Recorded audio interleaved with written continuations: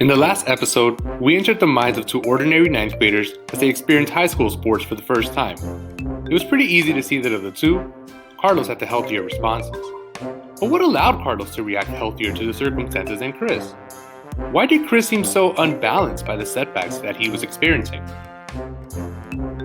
The truth is, everyone finds themselves thinking and responding like Chris and Carlos. Sometimes your thoughts help you understand what's going on around you. Other times, your thoughts seem to do you more harm than good. This response, your way of thinking and behaving, is controlled by your mindset, your fundamental beliefs of life.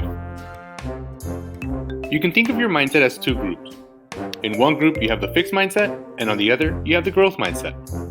The fixed mindset believes who you are is set in stone, meaning if you're not good at something, you should probably just avoid that activity. The fixed mindset feels like it must prove how great it is, which is why people practicing a fixed mindset handle feedback poorly and feel threatened by other people's successes.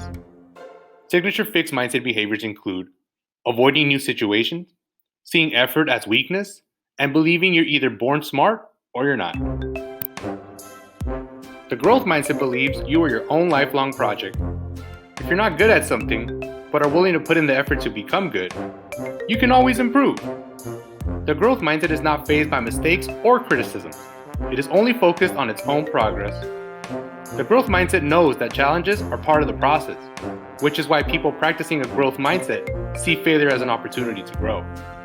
Signature growth mindset behaviors include seeing new challenges as exciting opportunities, seeing effort as a key ingredient to achieving progress, and primarily focus on getting better, smarter, every day.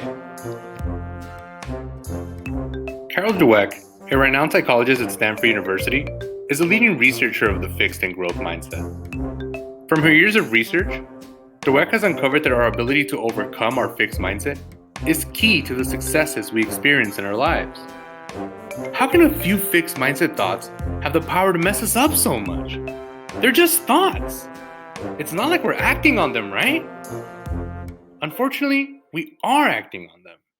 Most people just don't notice it. Let's think back to our friend Chris for a moment. Chris loves soccer.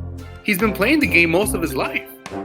But after 2 hours of experiencing challenges that highlighted his limitations, Chris was so uncomfortable with the experience that it made him question his lifelong passion. This happens a lot more than we think, and it happens because of the actions we fail to notice. We stop allowing ourselves to care, and we stop allowing ourselves to try. Carlos, on the other hand, had very different reactions.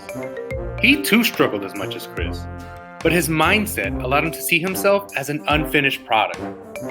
Carlos was acting as if he knew the player he is today is not the best player he would ever be.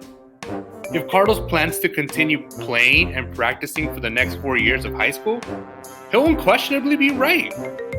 This is why the growth mindset plays such a key role in your success.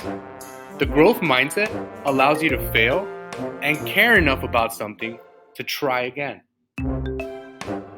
Indeed, while Chris and Carlos are similar, they have two rather different ways of understanding their worlds.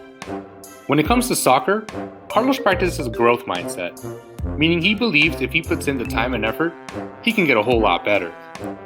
Sure, he's bummed he didn't stand out, but that doesn't mean his dreams are over.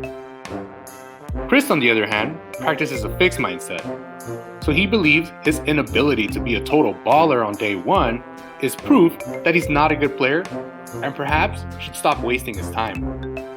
As we can see, their mindsets are playing a major role in their decision-making process. And unfortunately for our friend Chris, the fixed mindset has him all twisted in dark thoughts. But Chris can break free.